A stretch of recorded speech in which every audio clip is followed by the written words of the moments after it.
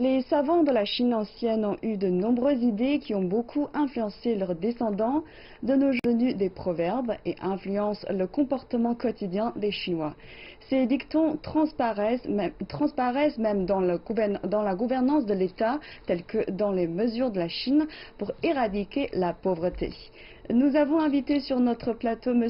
Sun Jiwen, ancien haut diplomate, pour nous expliquer une de ces expressions. Bonjour monsieur. Bonjour. Alors, quel proverbe allez-vous partager avec nous aujourd'hui? Je vais partager avec vous ce proverbe. On dit que pour toute chose, le succès réside dans la mûre réflexion au début, dans le travail pratique à mi-chemin et dans la persévérance avant donc la dernière étape. C'est-à-dire que nous devons avoir un bon début, un travail dur et puis une bonne fin. Il faut donc s'efforcer de travailler jusqu'au bout, jusqu'à la réalisation de l'objectif final. Alors, à propos du travail réel, est-ce que une fois que les gens pauvres sont sortis de la pauvreté, en fait, je parle du travail de faire sortir la population chinoise de la pauvreté, y a-t-il encore un risque pour eux de retour à la pauvreté et quelles en seraient les causes? Je vous assure que ce risque existe toujours. Vous voyez donc, d'après une statistique réalisée en 2020, il y a en Chine environ 2 millions de Chinois déjà sortis de la pauvreté risquent de retomber dans la situation pauvre, dans les situations difficiles. C'est pourquoi, lors de sa visite au mois de mai dans la province du Shanxi, le président Xi Jinping a rappelé cette question aux leaders de ces provinces-là. Il faut faire attention parce que c'est un risque réel. Pourquoi? Parce que dans les différentes régions, on a donc des circonstances diversifiées et aussi il y a des événements qui se passent donc d'un jour à l'autre à une famille paysanne ou bien donc dans un village, par exemple la maladie. Les calamités naturelles ou bien d'autres événements pourraient également retraîner donc les paysans dans la pauvreté. C'est pourquoi nous devons toujours travailler pour éviter donc ce risque. Alors, afin d'éviter un retour à la pauvreté, quelles mesures ciblées a pris le gouvernement chinois? Je crois que le gouvernement chinois a déjà fait attention à ce genre de problème. C'est pourquoi il a proposé de travailler dans les 3 domaines suivants. D'abord, il faut établir un mécanisme de supervision de suivre donc la vie des paysans pauvres. Vous savez, maintenant nous avons des cadres envoyés travailler donc dans la campagne. Ils sont au nombre de 2 millions, 2,9 millions, qui travaillent tous les jours dans le village. Ils connaissent bien donc toutes les familles paysannes.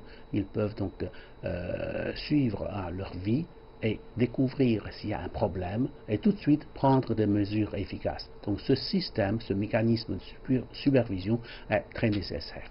Et deuxièmement, un mécanisme d'assistance permanent, c'est-à-dire nous devons continuer à mettre en œuvre donc les politiques préférentielles pour aider les paysans.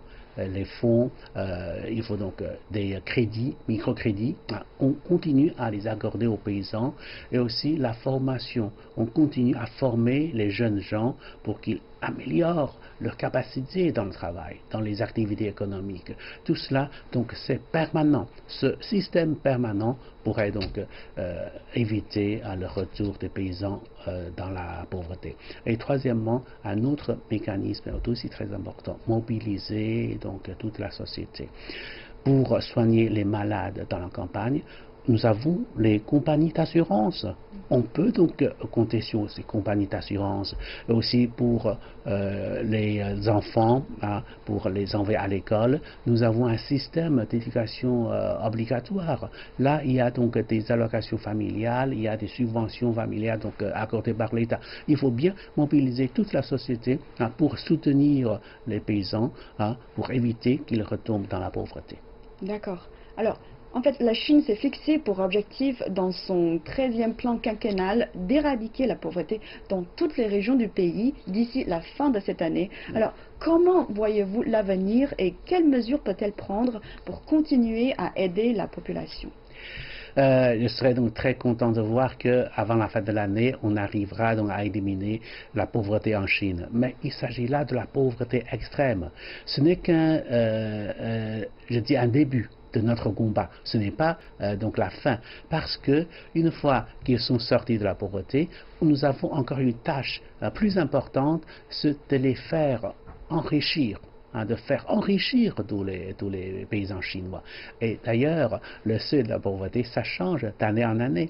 Maintenant, peut-être c'est 3 000 yuan. On dit qu'en dessous de 3 000 yuan des revenus annuels, c'est la pauvreté. Mais peut-être dans quelques années, ce serait 5 000 yuan, ce serait donc 7 000 yuan. Alors, nous avons toujours beaucoup de choses qui nous attendent, que nous devons accomplir.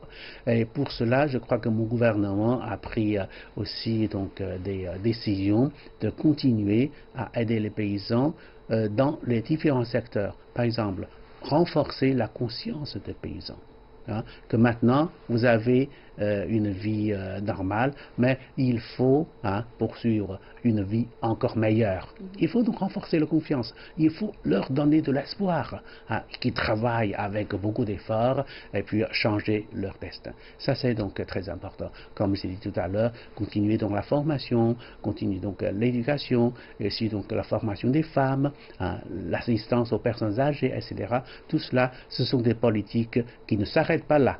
Il ne s'arrête pas donc vers la fin de l'année, qui va continuer. Et nous devons encore prendre d'autres mesures encore plus avantageuses pour les soutenir. Et ceci grâce à la capacité financière de mon gouvernement qui est devenue de plus en plus grande. D'accord, merci monsieur pour votre analyse. Merci.